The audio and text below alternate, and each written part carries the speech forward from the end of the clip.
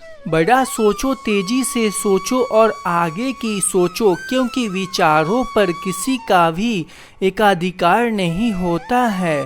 स्वर्गीय धीरू भाई अंबानी द्वारा कही गई ये बातें पूरी तरह उनके जीवन पर फिट बैठती है।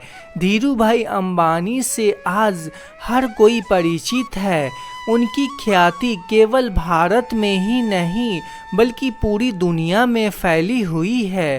धीरू भाई अंबानी को बिजनेस की दुनिया का बेताज बादशाह कहा जाता है।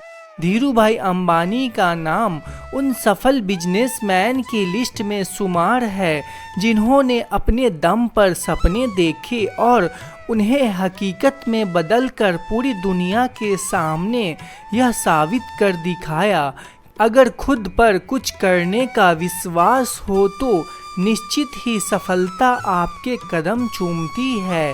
जिन्होंने एक साधारण परिवार से दुनिया के सबसे अमीर इंसानों में से एक होने का संघर्ष भरा रास्ता तय किया। धीरू भाई अंबानी की कहानी किसी कहानी जैसे लगती है। एक आदमी जिसने हाई स्कूल तक की पढ़ाई पूरी नहीं की और बाद में वो दुनिया का सबसे अमीर आदमी में शुमार होता है। उनकी कंपनी आज synthetic fibre, textile, petrochemical, oil और gas exploration, petroleum refining, telecommunication, media, retail और फाइनेंशियल सर्विस में बिजनेस कर रही है। आज हम जानेंगे धीरू भाई अंबानी के सफ़र के बारे में, कैसे उन्होंने पकौड़े बेचने का काम शुरू करने से लेकर अरबों की कारोबार तक का सफ़र तय किया। देश की सबसे बड़ी कंपनी रिलायंस इंडस्ट्रीज के फाउंडर धीरू भाई अंबानी का बचपन का सफ़र बिल्कुल भी आसान नहीं था। उनके संघर्ष की कहानी आज हर कोई पढ़ना और जानना चाहता है। धीरू भाई अंबानी का जन्म 28 दिसंबर 1932 को गुजरात के जूनागढ़ जिले के चोटवाड़ में हुआ था। धीरू भाई अंबानी 4 भाई बहन थे।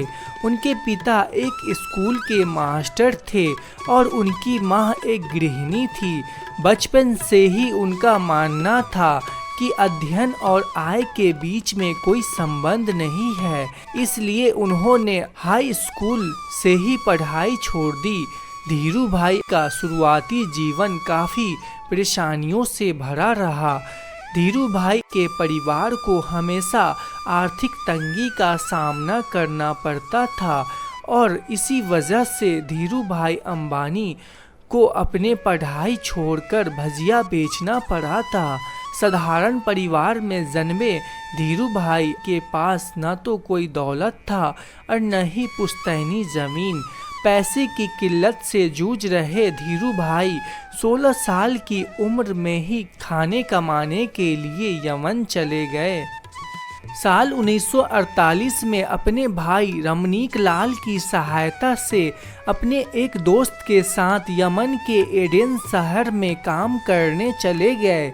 एडेन पहुंचकर उन्होंने पहले पेट्रोल पंप पर 300 रुपये प्रति माह पर काम किया।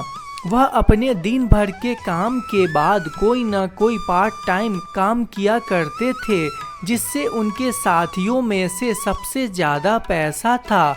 लेकिन फिर भी उनके दिमाग में कहीं न कहीं ये रहता था कि यदि उन्हें अमीर बनना है तो अपना खुद का बिजनेस करना ही होगा और बिजनेस के लिए पैसा तो चाहिए होंगे। कई जगह काम करने के बावजूद उन्होंने अपने काम में कमी नहीं की और पूरी मेहनत लगन से अपने दायित्व को पूरा किया। इसलिए काम से खुश होकर कंपनी के मालिक ने उनका प्रमोशन एक मैनेजर के पोस्ट पर कर दिया। यमन में काम करने के दौरान कर्मचारियों को चाय पीने के लिए महज 25 पैसे मिलती थी, लेकिन धीरू भाई वो 25 पैसे की चाय न खरीदकर एक रेस्टोरेंट में 1 रुपये की चाय पीने जाते थे। वो ऐसा इसलिए करते थे ताकि उस रेस्टोरेंट में आने वाले बड़े बड़े व्यापारियों की बात सुन सके और बिजनेस की बारीकियों को समझ सके। उसी दौरान यमन की आज़ादी के लिए आंदोलन की शुरुआत हो गई। हालात इतने बिगड़ गए कि यमन में काम कर रहे भारतीयों को अपने नौकरी छोड़नी पड़ी। ऐसे में धीरू भाई भी अपनी नौकरी छोड़ भारत वापस लौट आए। घर लौटने के बाद 500 रुपये लेकर वो मुंबई के लिए रवाना हो गए। साल 1957 में एडन यमन में 8 साल बिताने के बाद धीरू भाई मुंबई पहुँचे। तब उनकी जेब में सिर्फ 500 रुपये थे। इसी 500 रुपये के साथ धीरू भाई ने कारोबारी दुनिया में पहला कदम रखा। अपने चचेरे भाई चंपकलाल दमानी के साथ उन्होंने पॉलिस्टर और मसालों का व्यवसाय करना शुरू किया। उनके ऑफिस में एक मेज, 2 कुर्सियाँ, एक राइटिंग पैड, एक पेन, एक इंक पॉट, पीने के लिए एक घड़ा और कुछ गिलासें थे। उनके ऑफिस में कोई फ़ोन नहीं था, लेकिन वह अपने पास के एक डॉक्टर को पैसे देके फ़ोन का इस्तेमाल करते थे। धीरू भाई अपनी कारोबारी कुशलता की वजह से बाजार के बारे में काफ़ी जानकारी रखने लगे। धीरू भाई को यह समझ में आ गया था कि भारत में पॉलिस्टर की मांग सबसे ज़्यादा है और विदेशों में भारतीय मसालों की। उन्होंने एक कंपनी रिलायंस कॉमर्स कॉरपोरेशन की शुरुआत की, जिसने भारत के मसालों विदेश में और विदेश का पॉलिस्टर भारत में बेचने की शुरुआत कर दी। उस समय पॉलिस्टर से बने हुए कपड़े भारत में नए थे और यह सूती के मुकाबले लोगों द्वारा ज़्यादा पसंद किया जाने लगा, क्योंकि यह सस्ता और टिकाऊ था और इसमें चमक होने के कारण पुराने होने के बाद भी यह नया जैसा दिखाई देता था और लोगों द्वारा पसंद किए जाने की वजह से जल्द ही उनका मुनाफा कई गुना बढ़ गया। कुछ वर्षों के बाद धीरू भाई और चंपकलाल दमानी के व्यावसायिक साझेदारी समाप्त हो गई, क्योंकि दोनों के स्वभाव और व्यापार करने के तरीके बिल्कुल अलग थे। लेकिन धीरू भाई कभी पीछे मुड़कर नहीं देखा। मुंबई के नरसिम्हा स्ट्रीट पर एक छोटे से दफ्तर से रिलायंस कमर्शियल कॉरपोरेशन की शुरुआत हुई। यहीं से रिलायंस इंडस्ट्रीज का जन्म हुआ। इस व्यापार में धीरू भाई का लक्ष्य मुनाफे पर ज़्यादा ध्यान न देते हुए ज़्यादा से ज़्यादा उत्पादों का निर्माण और उनकी बेहतर गुणवत्ता पर था। इसी दौरान अंबानी और उनका परिवार मुंबई के भुलेश्वर स्थित जय हिंद एस्टेट में एक छोटे से अपार्टमेंट में रहते थे। साल 1966 में धीरू भाई अंबानी ने रिलायंस टेक्सटाइल की शुरुआत की।